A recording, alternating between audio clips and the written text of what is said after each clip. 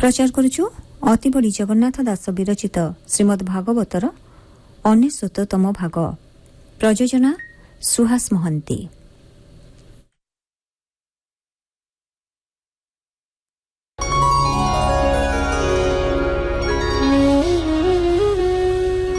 नारायणं नमस्कृत्य नरं चैव नरोत्तमं देवीं सरस्वतीं व्यासं ततो जयमुदीरयेत्।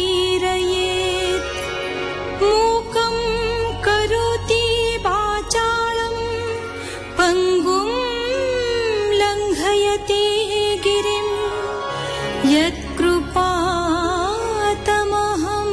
वन्दे परमानन्दमाधवम्।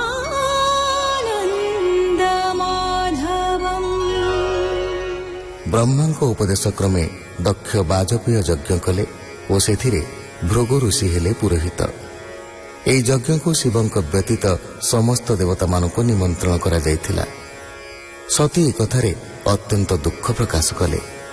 से स्वामी को यज्ञ देखि जिबाकु कहन्ते शिव कहिले जे अवरण होई जिबा ठीक नुहे। जे असाधु ताहार स्वभाव भल नुहे।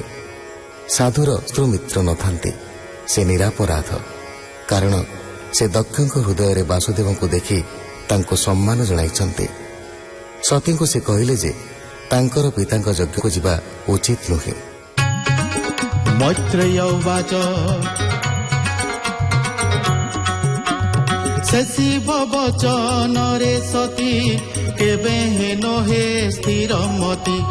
हेमंत देवी आगे कही रुद्र रहिले तुनी होई। मो पत्नी पिता गृहे गले जीवन न धरिब भले।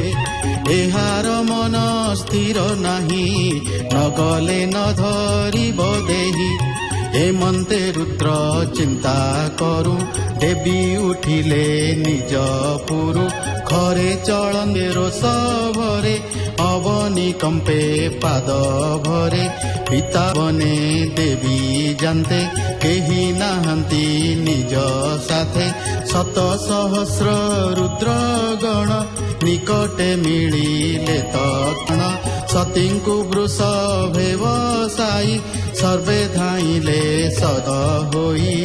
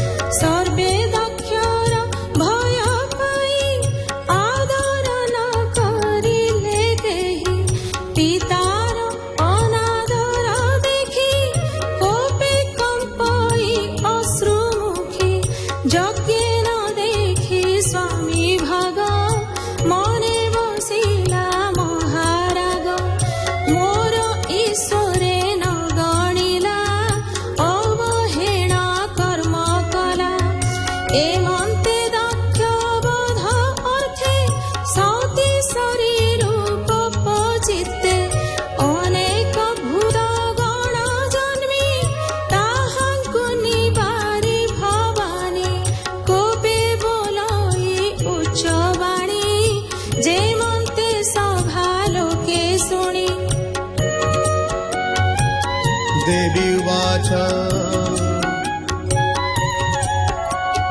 जे रुद्र सर्व आत्मा होई। मित्र अमित्र जार नाही। से जे अशेष जन गुरु ताहांकु तू ही निंदा करू।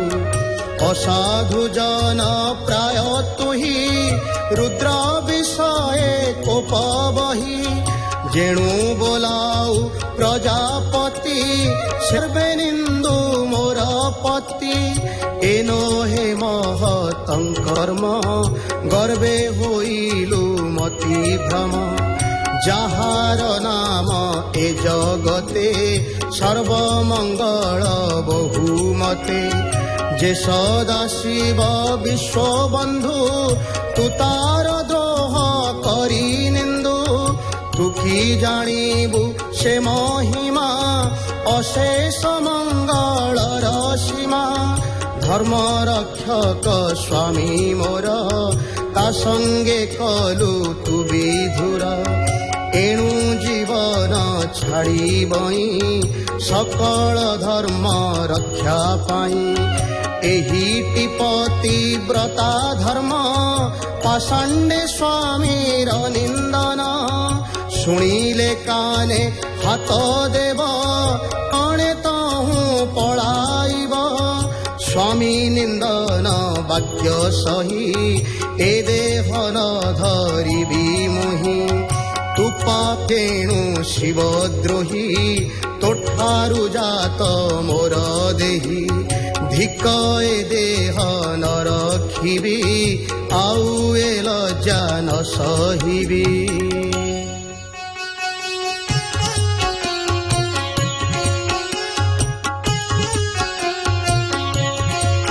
मैत्रेय उवाच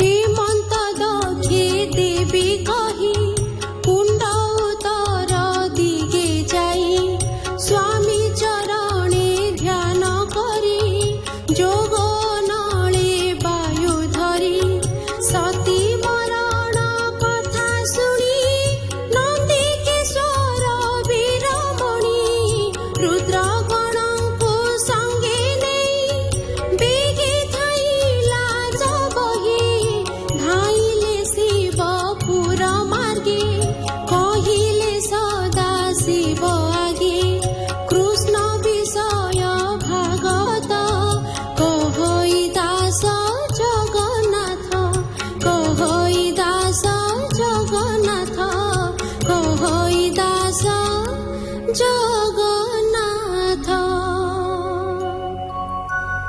इति श्रीमद्भागवते महापुराणे पारमहंस्यां संहितायां चतुर्थस्कन्धे सतीदेहोत्सर्ग नाम चतुर्थोऽध्यायः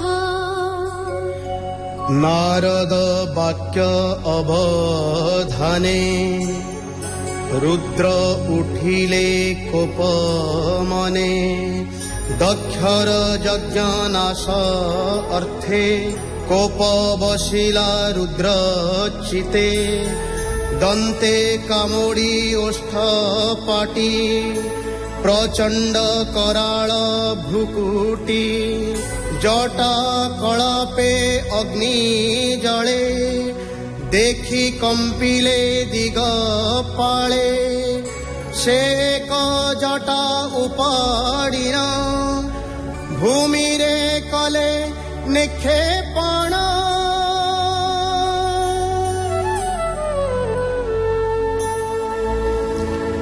से जटा भूमि रे पड़िला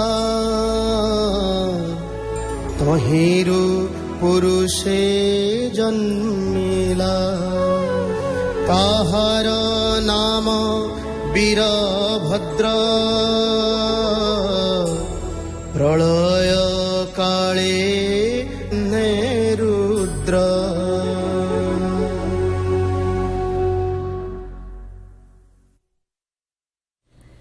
ପ୍ରଚାର କଲୁ ଅତି ବଡ଼ି ଜଗନ୍ନାଥ ଦାସବୀର ଶ୍ରୀମଦ୍ ଭାଗବତର 99ତମ ଭାଗ।